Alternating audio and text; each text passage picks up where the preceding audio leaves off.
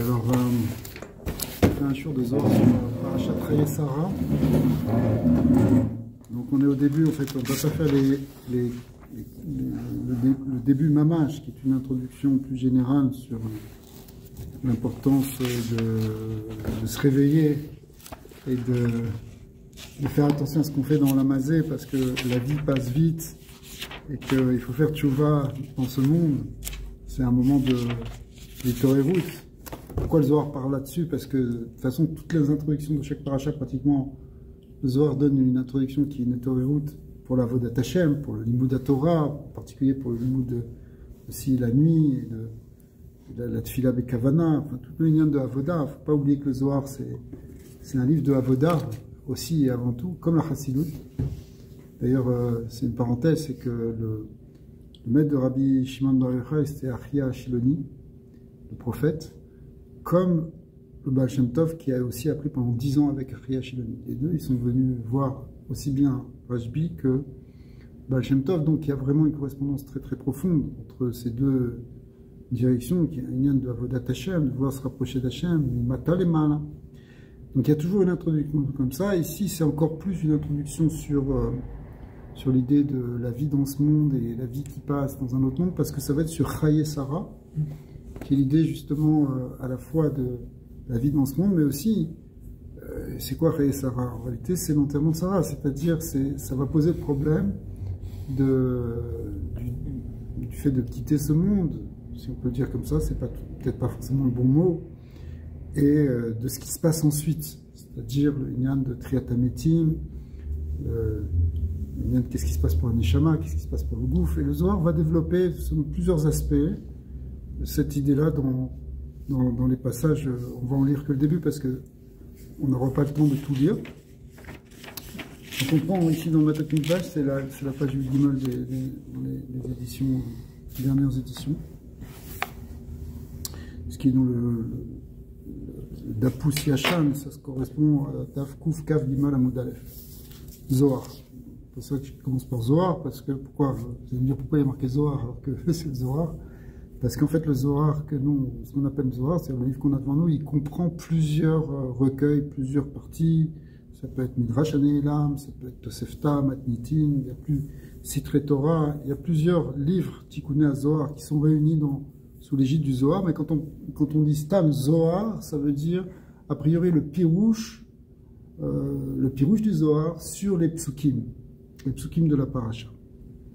Vayu Chayei Sarah. Alors, évidemment, là, c'est le premier passage de la paracha. Inun Chayim Kuleu Leila. Alors, on dit que les années de vie, elles étaient. Bon, la Torah nous dit qu'elle a vécu 127 ans, etc. Et le Zohar va commencer en expliquant qu'il y a un remez dans les années de Sarah, dont on dit qu'elle a complètement rempli ses années, comme Rashi nous dit, qu'elle les a complètement remplies les Tova. À 100 ans, elle était comme à 20 ans, à 20 ans, elle était comme à 7 ans, etc. On connaissait, c'est le rachat des Chachami. Et le Zohar va mettre en correspondance toutes ces années qu'elle a vécues en bas d'une manière complète avec ce qui se passe dans la structure des Séphirotes, du monde des Séphirotes, du monde des Partsofim, en disant qu'en quelque sorte, elle a accompli, réalisé sur Terre l'ensemble des possibilités des Séphirotes qui existent là-haut, elle les a accomplies dans son degré. C'est-à-dire que ce nombre de 127, on va comprendre à quel point il représente la shlemut de toutes les Séphirotes, c'est-à-dire qu'elle n'a pas laissé un degré qu'elle n'a pas accompli, elle a réalisé toutes les possibilités de sa Neshama, et elle a réalisé sur Terre, en fait, toutes les possibilités de la Ishtalshelut des Séphirotes. Alors, Inun Chayin Kuleu Leila. En fait, toutes ces années, elles sont en haut, c'est-à-dire il y a un remez de ce qu'il y a en haut et qu'elle a accompli, en fait, comme on vient de le dire, toutes les possibilités des Séphirotes. Alors, en réalité, il faudrait préciser que Sarah, ça veut dire la reine, Sarah, c'est le prince, le roi, Sarah, c'est la princesse, la reine. En fait, elle a incarné essentiellement la Sphira de Malchut. Elle était la Malchut sur terre, elle était la Shrina sur terre, on pourrait dire. Mais seulement la Malchut elle-même, elle inclut 10 Sphirot, elle a toute une structure, elle a tous les Partsoufim en elle, toutes les Sphirot en elle. Et on va voir que Sarah, Imenu, elle a réalisé toutes ses possibilités, elle n'a pas laissé quelque chose de côté, elle a absolument tout fait. Donc, le Zohar va dire comme ça. Mea Shana Leila. Premièrement, les 100 ans, ça fait référence à ce qu'il y a en haut. C'est quoi ce qu'il y a en haut? Le Zohar dans l'Agashon du Zohar ici, ça veut dire la sphère de Keter, qui est, d'après la Kabbalah, correspond aux centaines. On va voir que les centaines, ça correspond à Keter. Les dizaines, ça va correspondre aux sphirotes de Chochma ou Bina et Bochaba. Et les unités, ça va correspondre aux 7 sphirotes inférieures. Donc ici, les centaines, le Méa, quand on dit qu'elle a vécu 100 ans, 20 ans et 7 ans, donc il y a eu une centaine, 2 dizaines et 7 unités, eh bien la centaine, elle représente la sphira de Keter. Le lien de Méa, c'est la Shlemut, parce que Méa, 10, 100, ça veut dire c'est 10 fois 10. Et dans la sphira de Keter, il y a déjà toutes les sphirotes qui sont toutes incluses les unes dans les autres. Donc c'est pour ça que le nombre 100 correspond à la sphira de Keter. Pour ceux qui connaissent un peu. Vesrim Shana Leila, elle avait aussi 20 ans en haut, ça veut dire, on retrouve maintenant les 2 dizaines, c'est-à-dire Chochma et Bina, parce que Chochma et Bina correspondent tous les deux aux dizaines. Vesheva Shanim Leila, et 7 ans aussi en haut dans les sphirotes, c'est-à-dire les 7 Yichidot, c'est les 7 sphirotes inférieures de Chesed, Gvura, Tiferet, Netzar, Od Yesod et Malchut. Tout ça de Malchut. Donc, Sarah Imenu, elle a incarné tous les degrés de la Sfirat Malchut, aussi bien de Keter, de Chochma Obina que des Sheva Tartanot de Malchut. Kuleu avoue que des Kayaout, elles étaient toutes complétées comme il faut.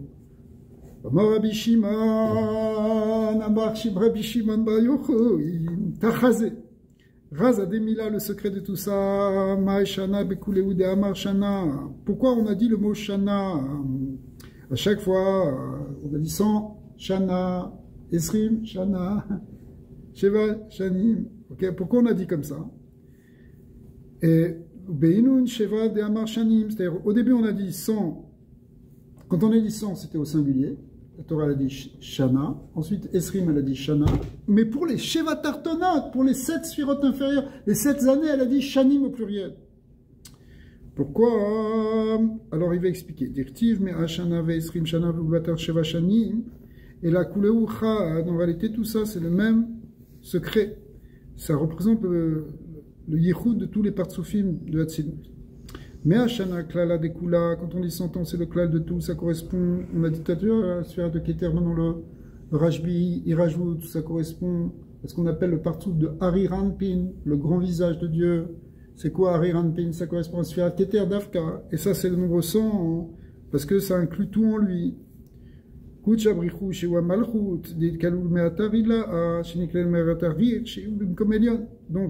la Shrina ici, elle reçoit la lumière de Hariranpin, elle reçoit toutes les orotes, de toutes les sphirotes, comme on sait que la Malchut, elle est ce qu'on appelle Mahana des Kula.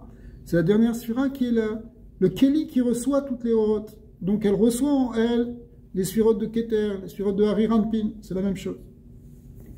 Stima de Kolstimin, et ce niveau-là, hein, il est suivi par un niveau qui s'appelle, on l'appelle Stima de Kolstimin, il est fermé de toutes les fermetures. Pourquoi? Hein?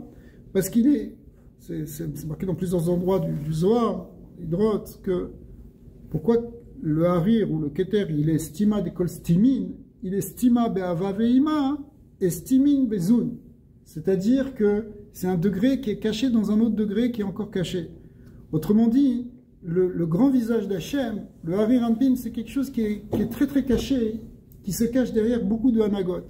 Zeiranpin Venukva, les Sheva Tartonot, les 7 sphirotes inférieures qui dirigent ce monde, les 2 partsoufif inférieurs qu'on appelle Zun, Zeiranpin Venukva, ils sont les forces qui dirigent Olamazé. Mais en réalité, derrière, c'est-à-dire, on voit par exemple ce qui est marqué dans la Torah, si vous faites ça, vous allez voir ça, si vous ne faites pas ça, il n'y aura pas ça. Il y a une manière qu'on comprend, un niveau humain. Akadosh Baruch Hu dit, si vous gardez l'alliance que j'ai créée avec vous, le bride de la Torah, alors vous aurez la bracha, Imberchukotai, Telechu, etc. Et ça, c'est la naga de Zeiranpin Venukva, Ba'ochaba. Par contre, il y a une anaga qui est plus profonde, qu'on appelle la nagat hayichud, qui est pourquoi le but profond que Hachem il a, qu'est-ce qu'il veut réellement dans la création, au-delà du bien et du mal, au-delà du Srar Veonesh. Il y a une kavana très profonde d'Hachem qui dirige le monde. Elle nous échappe. Parfois elle se révèle. C'est pour ça qu'il y a quelque chose qui est les malam itam vedat, qui est les malam ina sechel. Il y a une anaga de Dieu qui dépasse notre compréhension. C'est que déjà dans la Torah il y a les liens de mishpatim et chukim. Mishpatim c'est ce qu'on comprend à Bisechel, et chukim c'est ce qu'on ne comprend pas. Mais en réalité derrière les mishpatim il y a des chukim, il y a le chok d'Hachem, il y a la volonté d'Hachem. Ça c'est une bechinat harir anpin, c'est une bechinat keter. Et c'est pour ça qu'on l'appelle stima de kostimine, parce qu'elle est complètement cachée. Elle est cachée dans les inyanim de la naga de Zun, c'est-à-dire de Olamazé, et même cachée dans Abba Veima, c'est-à-dire dans Chochma Obina. C'est au-delà mitam vedat. La vraie raison pour laquelle Dieu guide le monde. En réalité, c'est ce qu'on sait, c'est une naga qui correspond au Yichud, à la Avad Hashem, la profondeur, comme ça a été révélé justement dans le Zohar. Où le Tomer Dvorah, il explique comment le lien de Keter, de Harir, c'est un lien de chesed très très profond d'Hachem, qu'il a une ahava qui dépasse tout. Mais ça, c'est stima d'école stimine, on ne le voit pas. Quand ça va pas bien dans le monde, par exemple, on se dit, mais qu'est-ce qu'il fait Hachem avec nous? Parce qu'on ne comprend pas la rachmanout très profonde d'Hachem. Alors, Sarah Imenu, elle a inclus toutes ces sphirotes. Elle a pris tous ces degrés, tous ces niveaux spirituels, et les a intégrés en elle. Alors, stima d'école stimine, on a dit ce côté fermé de côté fermé, c'est-à-dire le côté de Harir, c'est quoi? C'est Béméa, il est symbolisé par le nombre 100, parce que c'est 100 degrés. Berazadema brachan. Pourquoi? Parce qu'on retrouve ça dans le secret des 100 brachot, les Bechol Yoma. Chaque jour, on doit dire 100 bénédictions, comme ça a été décrété par David Ameller. À l'époque où il y avait un moment où il y avait 100 Bachurim qui disparaissaient chaque jour, qui mouraient chaque jour. David Ameller, il s'est dit, il y a quelque chose qui ne va pas, et pourquoi c'est quoi cette épidémie qui touche les jeunes gens? Il a réfléchi, le Père à Kodesh, il a compris qu'il fallait mettre Metaken Mea Brachot Cholia. En réalité, ce secret des Mea Brachot, c'est Kabbalah, c'est le secret de toute la Shpa qui traverse tous les mondes et qui amène jusque dans l'Olam Tarton, la lumière d'Hachem. C'est pour ça que nous, on doit faire à notre niveau Mea Brachot. Et ça, ce Mea, donc, il correspond à ce qui amène depuis le Shoresh du Keter jusqu'à les Tata, jusqu'en bas. Parce que, comme il y a 10 sphirotes, des fois ça fait 100, hein. En réalité, c'est le secret de Daït Pashtout dans tous les détails qui vient depuis le Keter. C'est pour ça que. Ouais. Non, j'ai juste écouté une fois dans un show que le numéro 100, c'est pas un bon numéro. Je sais pas, parce que. C'est sûr que tous les numéros sont. Il y a des gens qui font des shurim qui disent qu'il faut dire 101, ok, comme on connaît ici. mais c'est pas vrai. C'est pas vrai. Mais c'est bien aussi. Il y a la Gemara dit que l'odomé, ça ne ressemble pas à quelqu'un qui étudie 100 fois un passage, une Mishnah, que celui qui l'a noté 101 fois. On explique à Pirkei Chassidut, c'est quoi le lien de 101 fois?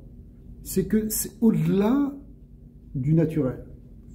D'ailleurs, si on dit ici que 100, c'est toute la structure des séphirotes qui sont contenues dans le Keter, qui en fait traverse toutes les sphirotes, eh bien, quand tu dis 101, alors c'est quoi? C'est ce qui est même au-delà de tout ça. C'est au-delà du Seder Eshtalchelut. Effectivement, quand tu te dépasses, que tu vas plus loin que ce que tu peux faire, ça peut tout changer. Des fois, c'est comme ça qu'on peut bouleverser un mazal, qu'on peut amener du tov, qu'on peut enlever du chosher. Donc il y a une yann de 101 qui est un nombre très, très intéressant au sens où c'est un dépassement. Mais là, Eshtalchelut, dans sa shlemut, c'est 100. D'ailleurs, les Chachamim n'ont pas été metaken 101 brachot, mais 100 brachot. Donc, au contraire, le terme Mea, 100, il correspond aussi à une bracha. Mais 101, c'est quand on le pose à 100, on dit 100, c'est un lien de dépassement total. Mais en tant que tel, c'est pas mauvais. Alors, au contraire, c'est Raza de Mea Bachan Bechol Yoma, c'est le Bechol Yom. Bechol Yoma, c'est le secret des 100 brachot de chaque jour. Vechen Esrim Shana, quand on a dit qu'elle a vécu aussi 20 ans. C'est quoi, hein? C'est l'union, 20 ans, on a déjà dit, c'est l'union de Chokma Obina. Au Beginka Active Shana, Lechen Bemea Vesrim Kechot Shana, comme c'est des sphirotes et lionotes qui sont dans le Yichud Hashem, les 3 premières sphirotes qui étaient Chokma Bina, c'est encore du lien du Yichud. Alors c'est pour ça que le terme qui a été employé, c'est Shana. 100 shana, esrim shana, 20 shana. Mais par contre, quand on parle des 7, après c'est marqué shanim, au pluriel. Mais pourquoi? Parce que là-bas, ça ne va pas être dans l'unité, ça va être au contraire dans la multiplicité. Mais ici, c'est Razadi Yichud Adouli par Shmershava Veyovela le Almin, parce que, aussi bien Keter, qui est évidemment le secret de l'unité, mais que Chorma Obina ne se séparent jamais, ils sont dans le Yichud. C'est ce que dit le Zohar ici, il appelle ça Machashava Veyovela. Marshava c'est Chorma, Yovela, le Yovel c'est Bina. Eh bien, l'Omit Parshin Daminda, ils ne se séparent jamais. C'est un grand principe. Il ne peut pas y avoir Chorma sans Bina et Bina sans Chorma. Si quelqu'un essaie de faire séparer les deux, il arrive à une catastrophe. Mais dans les sphirotes supérieures, elles sont toujours unifiées. Il y a toujours un Yichud Abba Ve'ima. Même si on est Meyached aussi, il y a un Yichud Abba Ve'ima, mais il y a un niveau où ils ne sont jamais séparés. Le Da'at, il vient avec l'étude? Le Da'at, ça vient pour nous, et bien sûr, c'est parce que ça vient du Yichud de Abba Ve'ima. Mais ça ne vient pas qu'avec l'étude, mais ça vient bien sûr avec l'étude. Tu as raison. Mais là, on parle des sphirotes supérieures. On te dit que les Shlosha Rishonot, qui étaient Chorma Bina, ils sont toujours dans le secret du Yichud. Toujours dans l'unité. Tout est unifié. C'est un monde de Yichud. Par contre, quand on passe dans Sheva Tartonot, dans les 7 sphirotes inférieures, qui correspondent au principe des 7 jours de la création, des 7 jours de la semaine, etc., il y a une séparation entre Chesed et Gvura. Il y a Chesed d'un côté, il y a Gvura de l'autre, il y a Tiferet qui réunit les deux. Mais ces choses, ce sont des forces qui sont séparées au départ. Donc ça, c'est le Shoresh en réalité du Piroud. Même si dans le Olam Hatzilut, tout est unifié, il n'y a pas de séparation. Mais on est dans le secret déjà de la multiplicité. En vérité, tout le Olam Hatzilut, c'est ce qu'on appelle le Raza de Memnuta, c'est le secret de la Emouna. Pourquoi c'est le secret de la Emouna? Parce que c'est le lieu, le Olam Hatzilut, qui n'est pas un monde comme on peut l'imaginer, mais c'est là que l'unité et la multiplicité sont réunies. Parce que c'est la fameuse question philosophique qui se pose, si Dieu il est un, comment ça se fait que le monde il est multiple? Il y a un seul Dieu. D'où est sortie la multiplicité? Quand on parle de l'unité, c'est pas une unité de Khouchban, c'est pas une unité de compte, c'est une unité dans le principe, c'est un shoresh qu'il n'y a rien d'autre, que tout est unifié en lui. Et ben non, on vit dans un monde où tout est multiple. Donc pour ça, il fallait qu'au sein de l'unité apparaisse la multiplicité. Et c'est le secret du Olam Hatzilut. Et dans le secret du Olam Hatzilut, on peut distinguer entre les sphirotes supérieures qui représentent l'unité et les sphirotes inférieures qui représentent déjà la multiplicité. Même si tout ça, c'est dans un principe d'unité parce qu'on est encore dans Hatzilut. Alors, c'est ce qu'on appelle ici ce que le Zohar nous dit, que attention, Abba Ve'ima, c'est-à-dire Chorma Obina, c'est Raza de Yichuda, Deluit Parshan, Marshava Veyovela le Almin. Ils ne se séparent jamais, comme Keter, qui est aussi dans l'unité. Par contre, chez Vachanin, Inunit Parshan Venavkin Miklala Distima de Leilo.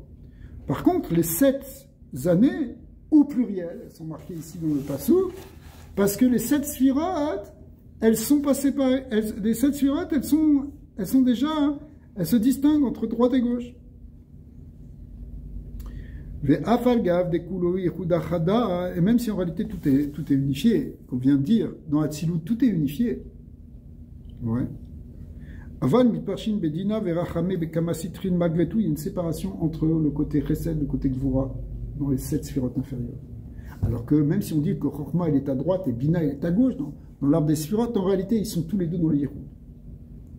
Pas Bina, on la dessine à gauche, mais elle est plus Chesed que Chesed. Elle est plus Chesed que toutes celles qui sont en fond. Parce qu'elle est dans l'Yichud. Elle est le Shoresh des Gvurat, parce qu'elle est de côté gauche, mais en réalité, c'est un degré de très grand Chesed. Aval midbarshin bedina verachame bekama sitrin de veochin deloa veachil eila, ce qui n'était pas le cas au-dessus, c'est-à-dire dans les Shlosha Rishonot, dans les 3 premières sphirotes de Keter Chokma Bina ou Begin Karktiv Shana Raza de Yichuda. C'est pour ça que sur les sphirotes supérieures c'est marqué Shana au niveau, parce que c'est le secret de l'unité des Louis de Parshin et Almin. Sheva Shanin Ilin mit Parshin Bedina verachame bekama sitrin veochin ma deloa veachil eila. Par contre les 7 elles se divisent pas comme celles d'en haut, qui n'était pas divisée. Elle se divise sous forme de chesed, de Hava Veira, de chesed Vedin.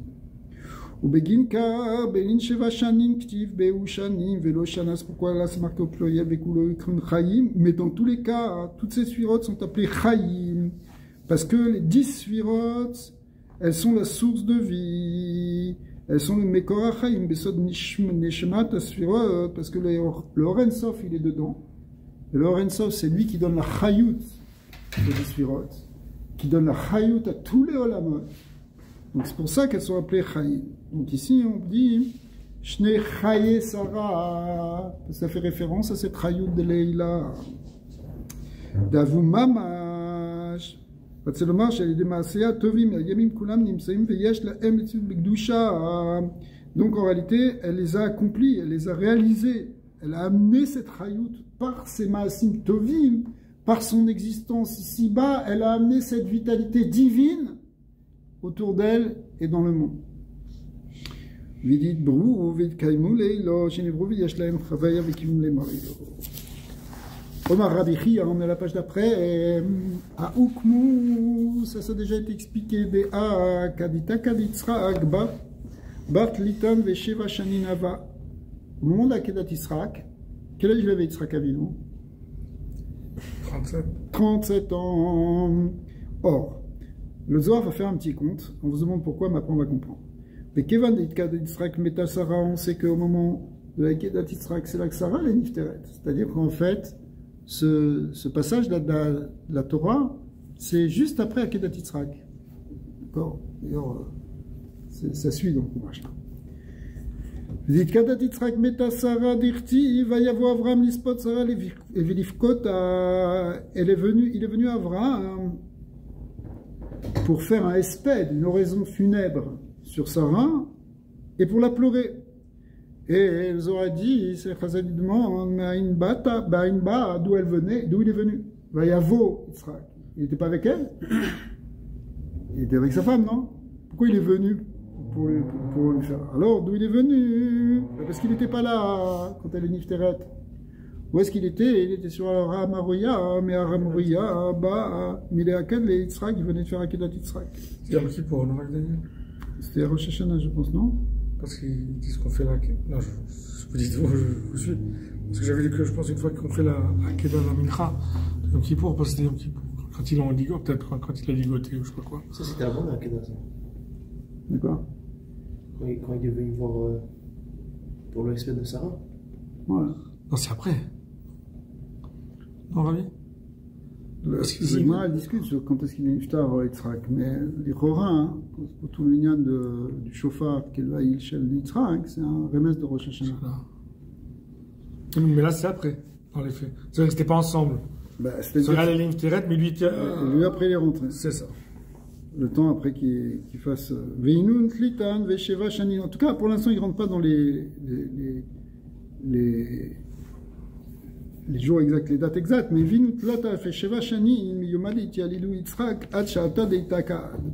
Donc en fait, ça fait 37 ans entre la naissance de Yitzhak et le moment où il a fait la Hakeda. Puisque si on dit que la Hakeda, c'était au moment. De 37 ans. Il avait 37 ans, effectivement. Alors. Donc, Avraham Avinu, il avait 137. Et quel âge elle avait? Sarah et Menou, elle avait 127. Ça correspond bien. Venou n'avait chaye Sarah vadaï kichushban vayu begimatriat latin vesheva shanim. Et le Zohar nous ramène en fait tout ça pour nous amener à remez. Quand c'est vayu chaye Sarah, le premier mot de la paracha, c'est quoi? Vayu chaye Sarah. C'est 37. Vayu gimatria 37. Shanim avou. En fait, il était depuis la naissance d'Yitzhak jusqu'au moment de la Hakeda, donc ça fait 37 ans. Donc ça correspond bien à tout ce qu'on a vu. Ok, ça c'était un petit remède. Mais bon, on a vu ce principe ici des 127, à quel point les années des tzadikim, elles sont en correspondance avec les secrets des séphirotes, c'est-à-dire qu'en fait, ils accomplissent sur terre, ils dévoilent sur terre tous les madrigotes du divin, c'est ça le but, c'est qu'on amène Hachem dans ce monde. Maintenant, on va voir la Tosefta, c'est-à-dire c'est quelque chose qui va aller un peu plus loin. On va commencer à réfléchir un peu justement sur la symbolique ici de tout ce qui va faire Avraham Avinu, qui va acheter cette terre, qu'est-ce qu'on s'en fiche un peu de tous ces détails? Pourquoi il a payé 400 cycles, 400 shekels pour acheter cette caverne, tout ça? Ok, c'est pour nous dire que c'est cher, mais c'est que le Zohar, il ne s'arrête pas là. Il veut savoir pourquoi 400 et qu'est-ce que ça représente. Pourquoi du Kesef, et tous ces détails-là. Et ça va nous apprendre des choses assez intéressantes. Rabbi Yossi ben Rabbi Yehuda, Rabbi Yossi le fils de Rabbi Yehuda, les Rabbi Chia, il est allé en visite à Rabbi Chia, qui était un des Talmidim de Rabbi Shimon Bar Yochai. Et Rabbi Yehuda aussi, c'est un Talmid de Rabbi Shimon. Alors, il a dit à Rabbi Chia que le maître dise quelque chose. Ishema ay parashta amru mare matnita. Si peut-être que le maître a entendu un biour sur cette paracha, de cette histoire d'Avraham Avinu et Sarah, d'après les Balei Mishma, des Pirshua, Beinyané des Nishmata, qui ont expliqué selon le secret de la Neshama. C'est-à-dire qu'ils ont vu un remez ici. On va voir que le remez que tient le Zohar, c'est que Avraham Avinu, dans un remez, c'est pas que ça évidemment, mais c'est une des explications, un des niveaux d'interprétation. Avraham Avinu, il représente la Neshama, et Sarah, elle représente le gouffre. D'accord? On sait aussi la fameuse sira du Rabbi, où il explique qu'est-ce que ça veut dire quand Hachem il a dit à Avraham, tout ce que te dira Sarah, Shema Bekola, pose la question, mettons le Zohar, c'est marqué que Sarah représente le gouffre, et Avraham la Neshama, depuis quand la Neshama elle doit écouter le corps? Alors il explique que c'est un degré déjà, on dira Mashiach, que le gouffre va être tellement élevé, qu'au contraire c'est lui qui va inspirer la Neshama. Mais c'est pas vraiment le sujet ici, c'est pour vous dire que c'est un Zohar qui est connu, qui a été beaucoup repris, et qui va être d'ailleurs très développé ici, mais on va voir simplement certains points. Alors, il a demandé, est-ce que tu as entendu quelque chose sur ce pirouche-là? Amar Zakachur Keon de Tzadikaya Be'alma Deate, il a dit, heureuse la part des tzadikim dans le Olam Haba. C'est comme ça qu'il a commencé à dire Rabbi Chia.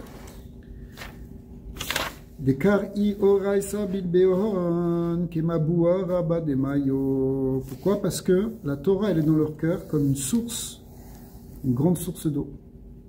Parce que même si on les enferme, on le ferme comme une grande source, tu essayes de la boucher, en réalité elle ressort toujours. Alors l'eau, il y a tellement d'eau que ça va déborder et que ça va ressortir de tous les côtés. Donc c'est ça la Torah du tzaddik. Ici elle bouillonne. Tashma Rabbi Yossi Rechima'at. Il a dit, écoute Rabbi Yossi, tu es cher pour moi, je t'aime beaucoup. C'était le fils de son ami, de Rabbi Yehuda. Anna ima ala parashta, je vais te dire quelque chose dans cette paracha, le olam erguf adam nirnas becheshbon de tzadikaya al yede duma atitare aneshama pinkas simana shenot nila akruvim beganeden. Le gouffre, il va être défendu par le Neshama. Alors on va voir cette idée, que ça veut dire que le gouffre, il a besoin d'être défendu par le Neshama. Mais au moment où il est enterré, eh bien, il y a la Neshama, en tout cas si c'est quelqu'un qui est tzaddik, qui donne un pinkras, c'est-à-dire un petit papier, où ça va être marqué dans un carnet, à l'ange Douma. L'ange Douma, c'est lui qui est responsable ici de ce qui va se passer pour ce corps après. Il y a plusieurs malachim qui s'occupent. Le malach Douma, il est responsable en réalité de s'occuper du gouffre, parce que le gouffre aussi, il va être entre guillemets jugé, il va subir un certain nombre de choses. On parle de Chibuta Kever, on parle de beaucoup de choses dans les Chazal, parce que le gouffre, il doit subir un tikkun, il doit être arrangé. De même que la Neshama, elle va subir un tikkun en haut, elle va s'améliorer, le gouffre aussi doit s'améliorer pour que plus tard, au moment de Triyat HaMetim, eh bien la Neshama puisse revenir dans un gouffre qui est tahor, qui est complètement pur. C'est pour ça que ce qui se passe sous la terre, en réalité, c'est une purification pour le gouffre, une lente purification qui fait que le gouffre après peut recevoir la Neshama à un autre niveau. Mais ici, il y a un chazal intéressant qui nous dit que il y a la Neshama qui donne ici un siman dans un pinkas, c'est-à-dire, le Zohar va l'expliquer après, alors je ne vais pas le dire tout de suite. Amar Rabbi Yossi, Ana Shamana de Ainishmata, Batar de Ayala Ataman. Moi j'ai entendu que la Neshama, avant de monter dans le Gan Eden, Elion en vérité, parce qu'elle est déjà dans le Gan Eden Tarton, puisque c'est la Neshama d'un Tzadik, Iaz la Salka le Atra Leila, elle va monter en haut, mais avant ça, Velo le Mita Tata, Ve'en Retzonak voir les Redet, mais maintenant elle n'a plus le désir de retourner en bas. Donc il parle, Rabbi aussi, il dit, moi ce que j'ai entendu, c'est que la Neshama, dès qu'elle quitte ce monde, elle n'a qu'une envie, c'est monter dans les degrés, de monter dans les plans supérieurs du Gan Eden, pas rester dans un niveau inférieur. Aval Kodem Sheta Levetikanes, mais avant qu'elle rentre dans le Gan Eden, Nase Aprotopos Agouf Aliada Douma, elle vient et elle va être Melamedet Srout sur le gouffre, elle va plaider en faveur du corps devant l'ange Douma. Umarelo, elle lui montre, chez Raoui, elle lui montre que ce gouffre il est Raoui, le Kabel Srar Arba Meot Olamot, qui mérite de recevoir 400 mondes de récompense. Alors ce qu'on appelle les Almin, les Kissoufines, les mondes de plaisir, de bonheur, Kissoufine qui veut dire le désir. Quand on dit des Olamot, ça veut dire des lumières que le gouffre aussi, il méritera d'avoir dans le Olam Haba. Dans le Olam Haba, en réalité, on parle ici d'après Triatametim. C'est la chita du Zohar et des Mekoubalim et de la Chassidut, c'est que ce qu'on appelle réellement Olam Haba, c'est Achare Triatametim, c'est après Triatametim. Donc maintenant, le gouffre, lui, il reviendra pour Triatametim. Et la Neshama dit, il va mériter ces Arba Meot, Almin des Kissoufim. Ces 400 mondes de Ahavat Hashem, de lumière. 400 mondes, ça veut dire des degrés de lumière et de dvekut. Amar Rabbi Chia, Rabbi Elazar Amar, Rabbi Chia lui a répondu, tu sais ce qu'il a dit Rabbi Elazar? Rabbi Elazar qui était le fils de Rabbi Shimon bar Yochai. Tout ça, ça faisait partie de la Chabura. Dia Douma Yada, cet ange Douma, en fait, il sait que le gouffre, il doit mériter ses almines des Kissoufim. Kodem, avant même que la Neshama, elle lui montre ce siman, elle lui dise que ce corps, il est Raoui. Parce qu'il y a déjà un krouz qui passe dans le Gan Eden, c'est-à-dire il y a déjà une voix qui passe et qui annonce dans le Gan Eden, qui le dit, que ce corps, c'est le corps d'un tzadik. Avalana kar shamana, mais moi j'ai entendu comme ça. Di beidna yavin la pinkasa khazar al gufa le ayla le bepidka de tzadika al yado de douma, parce qu'au moment où la Neshama elle donne ce pinkas, ce papier, ce vitel, d'accord, elle revient et elle fait en sorte que le corps il soit accepté. Et c'est-à-dire, elle fait en sorte que il sera parmi les tzadikim au moment de Triyat HaMetim. Je ne sais pas très bien ce que ça rajoute parce que Kibeshat shenotnim la neshama pinkas ichozeret u'mishtadelet avu agum sheiknesu oto al yedei duma bektav shel tzadikim shebo ktuvim otam sheikumu b'Triyat HaMetim. Ata chozer levaer Rabbi Yossi. Rabbi Yossi va expliquer. Adaoud irtif ar im atalo shamani natati kesef asade kar mimeni. Qu'est-ce qu'il a dit Avraham, quand il a acheté la Marat Marpella à Ephron, il a dit, tu vas prendre, si tu m'écoutes, tu vas prendre de moi, Maou Kesef Asade, tu vas prendre le Kesef Asade, l'argent du champ, en fait, ça représente Arba Meot Olamot, Chashukim, Vechamudim, Shenotnim Nagouf, la Rechet Leanot Mehem, Olam Haba. Donc en fait, quand il donne ces 400 pièces, c'est un remez de la Neshama qui vient voir l'ange Douma, c'est Ephron qui représente l'ange Douma, et qui lui dit, regarde, moi je te paye, mais tu vas le prendre, tu vas lui donner tout ça. ורצונת שאברהם הרומז על הנשמה משתדל בעניין 400 שקל כסף שהם 400 אלמין לכסיפין לצורך Sadé à remez à la gouffre. Intéressant de voir que la neshama, elle intervient pour que le gouffre il soit néné. C'est vraiment... Toute la vision de la Torah, elle est très intéressante, elle est très différente de ce qu'on trouve ailleurs. Parce que, en général, on pense que le gouffre, il est vil, il est sale, il est mauvais, il est attaché à la gashmiut, c'est de la gassout, c'est quelque chose qui empêche la neshama de s'épanouir. Et donc, quand quelqu'un quitte ce monde, ça y est, le corps, on va l'enterrer, on n'en parle plus, on va le brûler. C'est, on est libéré de tout ça. Et les religions, on brûle le corps, parce que le corps, c'est, ça retourne dans la phare, on n'en parle plus. La neshama, elle est libre maintenant. La vision de la Torah, c'est un des Yud Gimel Ikre Mouna, c'est Triat Hametim. Triat Hametim, ça veut dire que le gouffre aussi, il est une part dans Olam Haba. La Gashmiut aussi, elle a une dimension éternelle.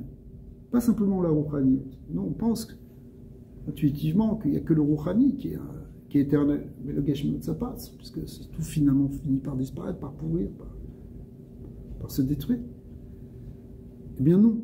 Non seulement c'est pas comme ça, mais au contraire, la Neshama, elle prie pour le gouffre. Et ça veut dire aussi, qu'est-ce que ça nous apprend à nous pour ça? Qu'est-ce qu'on est là avec l'ange d'Oumar? Pas dans ça. Mais ça vient de dire que le rapport qu'on a avec notre gouffre, il ne doit pas être un rapport simplement soit de tomber dans l'état à vote, alors ça c'est sûr qu'on ne parle pas de ça, mais soit aussi de mépris du gouffre. Se dire non, le gouffre, ça ne sert à rien, on voudrait quitter ce gouffre. On voit par exemple dans l'histoire de Nadav et Avihu, qui sont morts le Kiddush Hashem. Ils ont été sanctifiés au moment de l'inauguration du Beth Amikdash, du Mishkan, le Yom Hashemini. Ils étaient tellement dans une hitlaavout, dans un...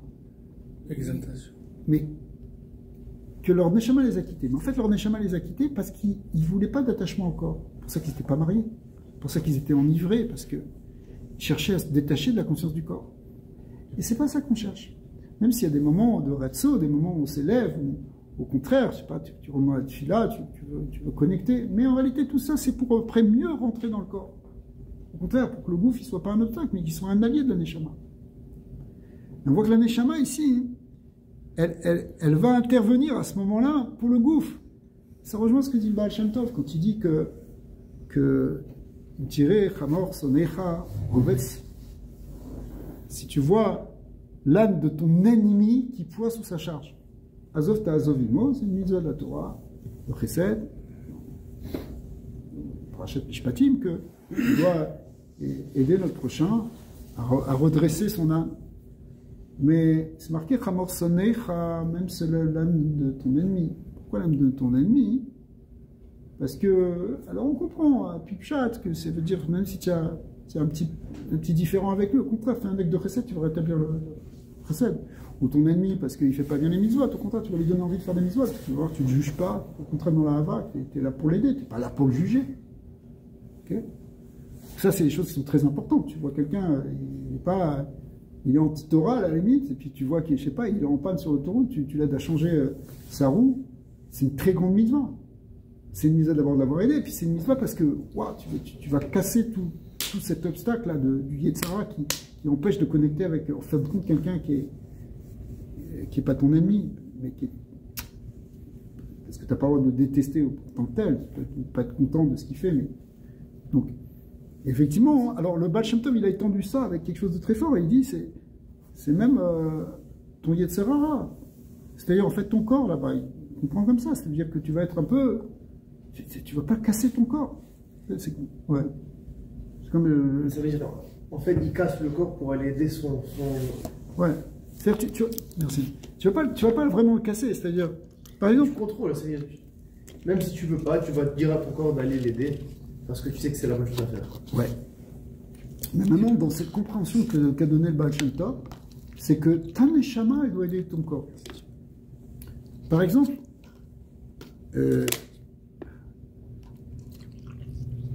il faut que ce soit agréable, les choses. Si ton corps, c'est pas agréable, du coup, il va tenir.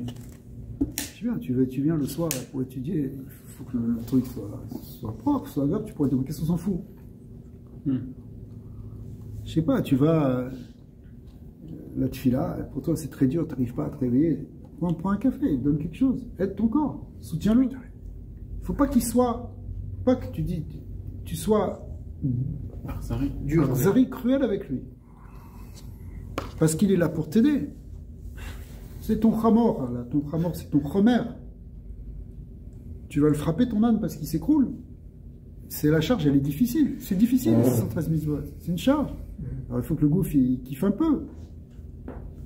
Shabbat, il y a un lien de honnête Shabbat. Il faut que le gouffre, il soit bien. Mais même dans la semaine. Bien qu'il ne faut pas tomber dans les tavotes, encore une fois. Il ne faut pas se laisser... Il ne faut pas que ce soit l'âne qui te guide, après. C'est toi qui dois l'amener de là où tu veux. Mais il est là pour porter une charge. Il faut que tu l'aides à porter cette charge. Le gars, il avait un cheval et le cheval, il ne voulait pas avancer. Alors il a dit, avance. Il ne voulait pas avancer. À la fin, il lui a tiré dessus. Il n'a qu'à obéir, ce cheval. Le problème, c'est qu'après, il ne pouvait plus avancer du tout. D'accord? Donc c'est ça. Tu dois... Mais en fait, on voit que ce concept-là, qui a été développé dans la chassidoute, de savoir amener le gouffre, de savoir amener le tarton, même dans la voda du Elion, c'est que le but, c'est pas que le corps il souffre quand on va mettre les tuiles. Il faut que le gouffre, il ait un kiff de mettre les tefilines. C'est-à-dire que ton corps, il se réveille le matin, tu as envie d'aller à la tefila, physiquement, tu as envie de mettre les tefilines. C'est un kiff pour toi. Pas simplement que c'est contrainte, il faut le faire, de toute façon, qu'il se teste. Non, il faut que tu amènes le gouffre à aimer ça. Et la Neshama, elle doit éduquer le corps pour ça. Et on voit ici que ce remez ici, quand Abraham il s'occupe de Sarah au moment de son enterrement, ça représente le fait que la Neshama, elle s'occupe du gouffre à ce moment-là, mais en réalité, si elle s'occupe à ce moment-là, c'est que nous aussi, on doit la Neshama aussi, dans ce monde-ci, elle doit s'occuper du gouffre.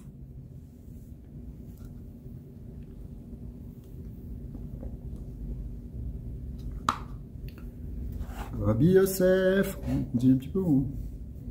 Rabbi Yosef Kadava Shama Parashtada Mimaron de Metiftam. Rabbi Yosef, lorsqu'il entendait une explication sur cette paracha là, du début de Chai Sarah, avec les maîtres de la yeshiva, il posait cette question, mais qu'est-ce que tu t'occupes de ce corps? Il posait cette question qu'on aurait pu poser avant, c'est de dire, c'était bien gentil de dire ça, mais quoi? Il a besoin d'avoir 400 mondes de Kissoufim, c'est-à-dire des mondes qu'on désire avoir. Ça, les mondes de Kissoufim, c'est des choses qu'on aimerait avoir de bonheur spirituel. Mais lui, il va au Afar, ce corps. Il va à la terre, il va avec la mermine. Qu'est-ce qu'il va? C'est un rein qui a une accumulation d'atomes et de protéines. Qu'est-ce que tu parles de Arba, Meot, Almin de Kissoufim? Est-ce qu'il mérite ça?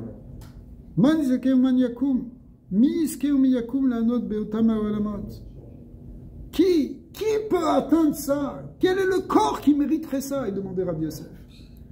Adaoudirti, comme c'est marqué, comme Kacho. Qui va monter sur la montagne d'Hachem? Qui se tiendra dans son sanctuaire, c'est-à-dire dans ses mondes supérieurs, ces Olmot de Kissoufim? Il faut avoir un srout pour ça, mi-aller. Rabbi Yosef, il est un peu pessimiste là. Marabi Abba, Tachazema Girtiv. Alors écoute bien. Vaishma Avram et Ephron. Avram, il a écouté Ephron. Vaishkol Avram, Ephron et Akesef. Il a donné tout l'argent, il a compté tout l'argent. Pirouche. Daou Kisoufa Rabata, de Inunal Min de Kisoufin. C'est en fait ce grand Chemda, ce grand Tanou Gadol, de tous ces monstres. Ce monde désiré.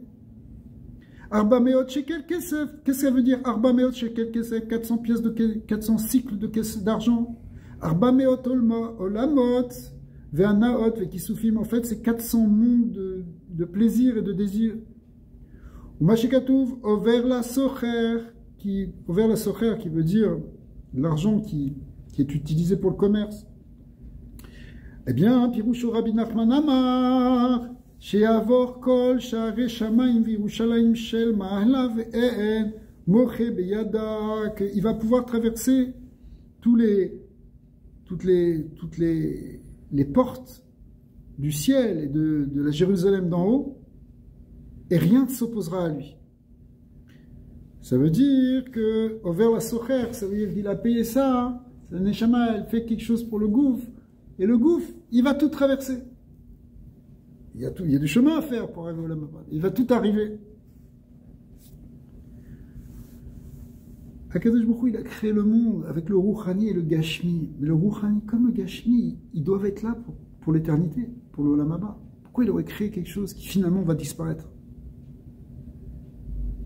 Ça va être transformé, ça va être affiné, ça va être purifié, ça va être sanctifié. Le gouffre et la matière vont devenir quelque chose de kadosh, encore plus kadosh même peut-être que le Rouhani, comme c'est expliqué dans beaucoup de Mahamari.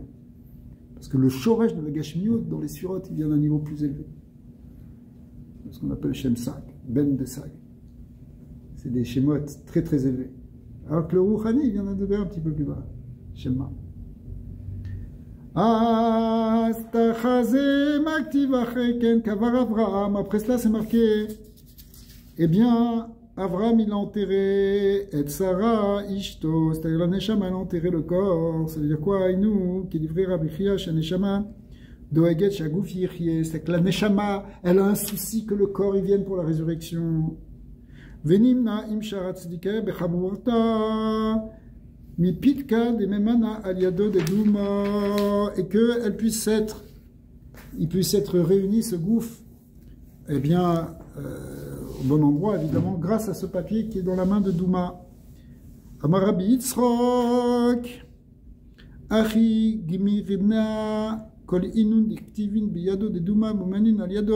On a appris que tous ceux qui sont écrits dans ce papier qui est donné dans la main de l'ange Douma, et Kumon les imna des amin la chaya d'aéré afara, ils se lèveront au moment, en fait, de la triatamétim, où Hachem il va redonner la vie à ceux qui sont shorne afar, qui dorment dans la poussière. Voleon les reshaya des loktivin aliado des pitka maloras au Hachem qui sont pas écrits dans ce papier. Sheyovdu beginon le'almin ve'aldan ne'emar be'ta'i malet amecha kol animsa katouf basefer, parce que eux ils vont rester pendant longtemps bien.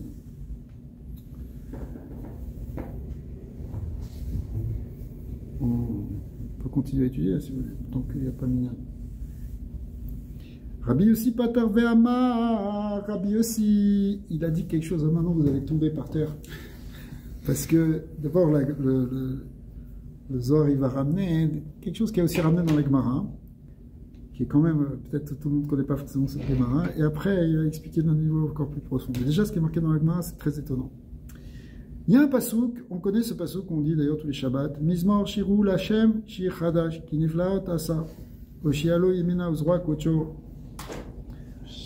Aikra Ukmu Chavra ya ya yo yo yo yo yo yo yo. Il se passe qu'il a été expliqué par les Chachamim dans la Maseret Avodah Zarah Daf Kaf Dalet Amud Bet. Des paroles Amrou, que ce passouk qui a dit Mizmor Shirul Hashem, Mizmor, un chant pour Dieu, un Shir Chadash, un nouveau chant, qui niflaot à ça parce qu'il a fait des merveilles. Qui a dit ce chant? Dit la Gemara, ce sont des vaches. Des paroles Amrou, Shemizboré, paroles Shirziru et Aaron, Misde Pelishtim, quand le Aaron Kodesh qui avait été fait prisonnier par les Palestiniens de l'époque, il a fait le Aaron Kodesh, ils l'ont pris, et partout où il était, il faisait tomber les Avodah Zarah, il leur ramenait des malheurs, des épidémies. Ils ont compris que c'était à cause de ça, ils l'ont mis sur un chariot, et c'est des vaches qui sont parties toutes seules, personne ne leur accompagnait, ils sont partis tout seuls et qui sont revenus avec Israël. C'était un grand miracle. Et quand les vaches, elles étaient en train de tirer le Aaron Kodesh, elles se sont mises à chanter. Kama dirtiv, donc est-ce qu'on apprend du passouk Vaisharena aparot baderer. Vaisharena, ça vient dire, ça vient de la chose Yachar, ça veut dire qu'elles se sont dirigées, les paroles sur le chemin, toutes seules, elles sont dirigées toutes seules. Mais les Ramim apprennent dans la Gemara que quoi? Maï Vaisharena. Eh bien, pourquoi c'est ça? la Gemara comprend pourquoi il y a marqué Vaïcharena, c'est quoi ce mot de dire qu'elles se sont dirigées droit? Il fallait dire Vaïalou, elles sont montées. Vaïalou à parole Baderer, à Derer Bet Shemesh. Ou Metaret, chez Milat Vaïcharena, il a chanté Shira, ou Baal et Ramez, de Avou Amre, Shirata Chadata. Donc en fait, les vaches, elles se sont mises à chanter un chant nouveau. Ou Mashira Amrou, quel est le chant qu'elles ont chanté? Ils ont chanté Mizmor Shirou Lachem, Shichadash, Kiniflotasa. C'était l'hymne qu'elles se sont mises à chanter les vaches. Mashikatu, Kiniflotasa, les Fishikol Inyana ou Aya, Mina Peleveanes. C'était un grand miracle, alors elles ont chanté ce miracle. Comme c'est marqué là-bas dans la Gemara que les sages de Palestine, en fait les kousmines, c'est-à-dire les prêtres et ils disaient, ils ont dit aux Palestiniens, Kirou shte parot alot, asherlo ala aleem ol. Prenez deux vaches qui n'ont jamais porté le joug. Ou pitom nasu bne tarbutz, nimshor be'agala. Et tout d'un coup, elles sont devenues domestiques. Une vache, il faut quand même l'éduquer pour porter un chariot. Elles n'avaient jamais fait ça, elles n'avaient jamais porté de... et qu'elles soient comme ça. Et il y a eu un est qu'elles se sont mises maintenant à porter à tirer le chariot. Et elles l'ont... C'est marqué là-bas aussi qu'il y avait les petits veaux qui étaient derrière. Et elles ne se sont pas retournées, elles sont parties en chantant, toutes contentes. Elles n'ont pas essayé de... Normalement, elles auraient dû repartir en arrière pour s'occuper des veaux, mais elles étaient contentes de faire cette mission, elles se sont mises à chanter.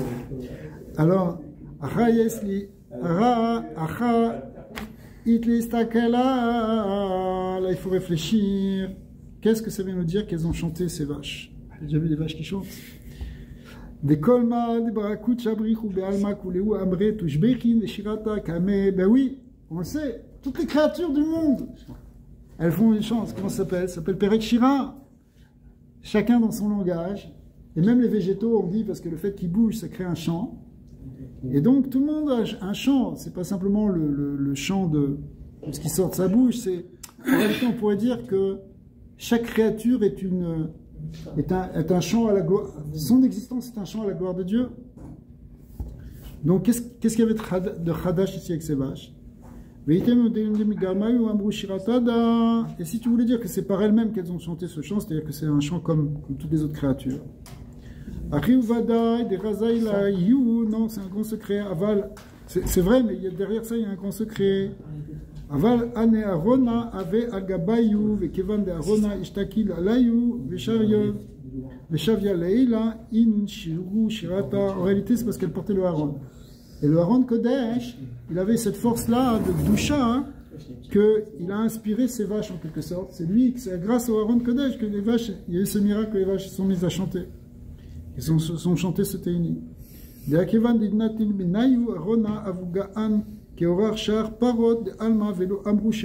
qu'on a enlevé ce haron elles ont arrêté de le porter, elles sont redevenues comme des vaches normales qui se sont mises à meugler et plus à faire des Téini.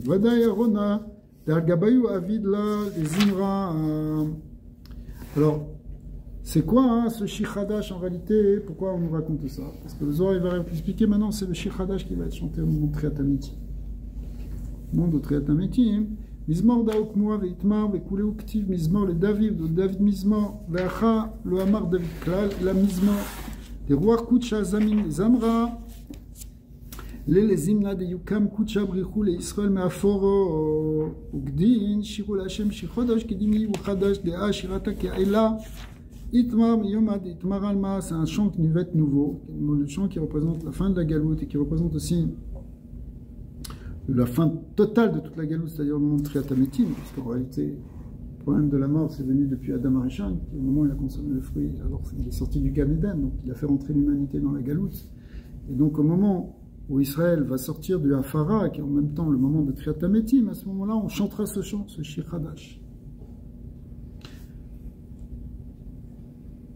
Un chant qui n'a jamais été chanté depuis la création du monde. Alors Rabbi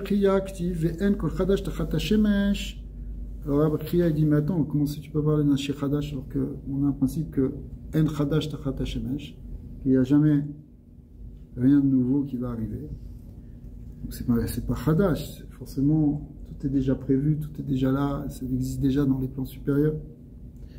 Alors, le Zohar va expliquer ici, parce que c'est le Shemesh représente Kutchabrikou, représente Tiferet Ziranpin, et on va voir que ce shir, il va correspondre à la Malchut. Viyutachat Hashemesh, Deatachot Shimsha, Leave. Ou qu'est-ce qui est en dessous du soleil? Siara, c'est la lune. Siara, c'est la Malchut qui est en dessous des Ziranpin, ou Kedin, Ave Chadash Tachat Hashemesh. Et là, effectivement, il y aura un chidouche sous le soleil, c'est-à-dire qu'il y aura une itratchout de la Malchut. Shetamot Tachadza, She'az Tiye Parsuf Shalem Bekuma Shlema, Kitra Bekitro, Mashelu Iye Bebriat Ailom Ve'adoito. Vesraïm, il explique là-bas dans Shem Lamed Vav qu'il y a 7 degrés où se situe la Malchut par rapport au Zachar, par rapport au Haza. Elle peut être Tachat Yesod, elle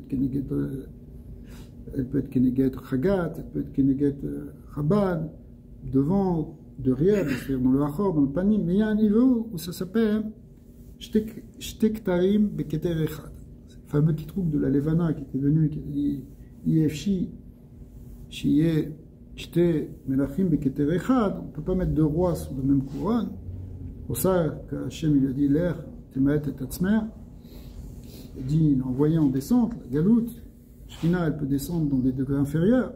Il y aura un moment où, finalement, au moment de Triatametim, ici, on va voir que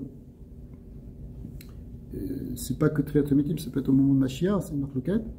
Mais en tout cas, au moment de Triatametim, la marloquette, elle va retourner, elle va atteindre plus exactement ce niveau qu'elle n'a jamais atteint, qui est aussi grand que Za. C'est-à-dire, c'est-à-dire aussi bien, parce qu'on a vu ici, comme Remez, aussi bien le Rouhani que le Gashmi vont atteindre un niveau du Keter, vont être élevés dans leur source. Et donc même la Gashmiyut, c'est pour ça que même le corps, au moment de Triatametim, il va monter à un degré où il sera l'équivalent même de la Neshama, et même peut-être plus par certains côtés, comme on a dit tout à l'heure. Donc ce lignan ici qu'Avram Avinu il priait pour Sarah, pour l'enterrer, que c'est le Neshama qui s'occupe du Gouf pour qu'il atteigne Triatametim. Alors ça correspond à ce shir Hadash qui sera chanté à ce moment-là hein, par le corps lui-même, le Gouf lui-même, il va chanter ce shir Hadash. Et c'est intéressant de voir que c'est ces vaches elles-mêmes qui ont fait ça. C'est-à-dire que il y a un remèze ici aussi dans la para, hein, que la para c'est para Adouma, c'est ce qui permet d'enlever la Toumatmet, donc ce qui est le secret de Triatametim. C'est-à-dire que quelque chose qui était mort finalement revit. La Toumatmet, on enlève, donc ça représente l'idée de transformation de ce qui était mort, et ça c'est ce qu'on voit au moment de Triatametim. Donc il y a un lien ici dans ce verset qui est un remèze du Shir Hadash, qui va être le Shir Hadash que la Gashmiut elle-même, elle va chanter. La Siara, elle va chanter, la lune, elle va chanter un chant nouveau. Ça va être quand le corps va être ressuscité, lorsque la Gashmiut elle-même, elle sera retransformée dans quelque chose qui sera de l'ordre de l'éternité et des pour rentrer dans l'Amaba. Baruch Adonai l'Olam, Amen, Amen.